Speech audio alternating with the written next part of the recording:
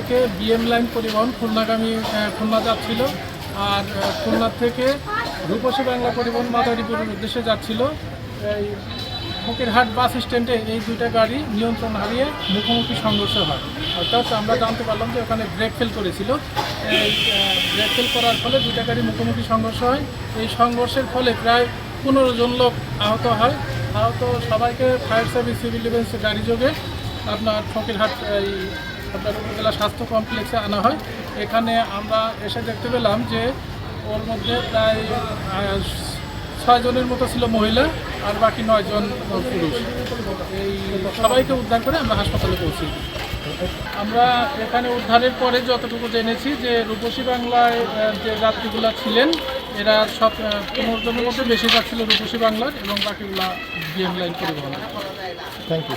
কিছুক্ষণ আগে প্রায় 1 ঘন্টা আগে একটি লোকাল বাস এবং একটি বিএম লাইন বাস, এই দুটি সামনাসামনি মুখোমুখি সংঘর্ষ হয়েছে, যেখানে কোনোভাবে ওখানে হওয়ার কথা না, একদম বাস স্ট্যান্ড, তারপরও হয়েছে এবং 7-8 জন যাত্রী আহত হয়েছে। হতাহতের কোনো ঘটনায় তাদেরকে আমরা ফায়ার সার্ভিসের সহায়তায় ফকিরহাট হাসপাতালে প্রেরণ করেছি, এবং এই যে বাস দুইটাকে জব্দ করে আমরা এখানে নিয়ে এসেছি।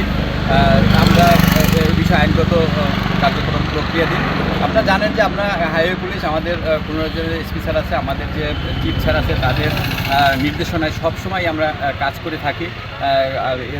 স্পিড গান ব্যবহার সহ যাতে ওভার স্পিডে কোনো গাড়ি না চলে, এবং চলে তাইলে আমরা নিয়মিত আইনগত ব্যবস্থা নিচ্ছি, প্রসিকিউশন দিচ্ছি।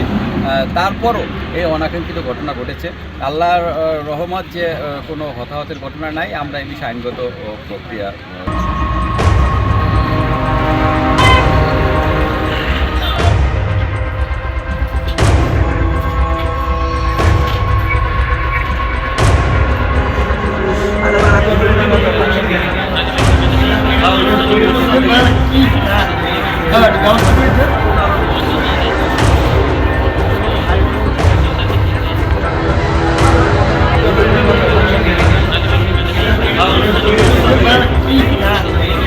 ব্যবস্থা করে